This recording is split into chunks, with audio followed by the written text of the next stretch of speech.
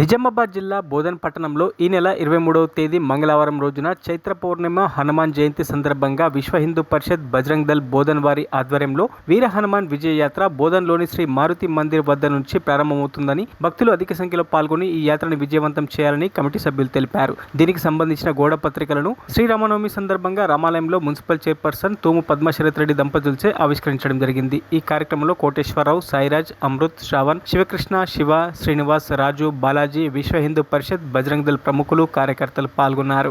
ఏదైతే మన భారతీయులది, హిందువులది చిరకాలంగా ఉన్నటువంటి కోరిక అయోధ్యలో భవ్య రామమందిర నిర్మాణము జనవరి 22వ తేదీన ప్రారంభం గావించబడింది.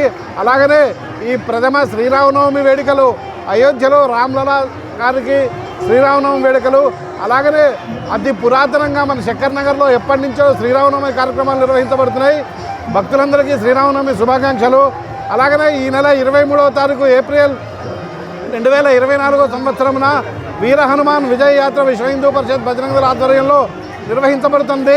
కాబట్టి ఈ కార్యక్రమానికి బజరంగ్ భక్తులందరూ, వీర హనుమాన్ బజరంగీలందరూ అశేష సంఖ్యలో పాల్గొని ఈ కార్యక్రమాన్ని విజయవంతం చేయవలసిందిగా కోరిక.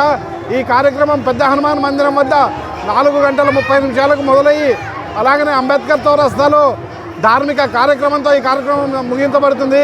కాబట్టి అశేష హిందువులు అశేష సంఖ్యలో పాల్గొని భగవద్ధ్వజాలతో ఈ కార్యక్రమాన్ని దిగ్విజయం చేయవలసిందిగా ప్రార్థన.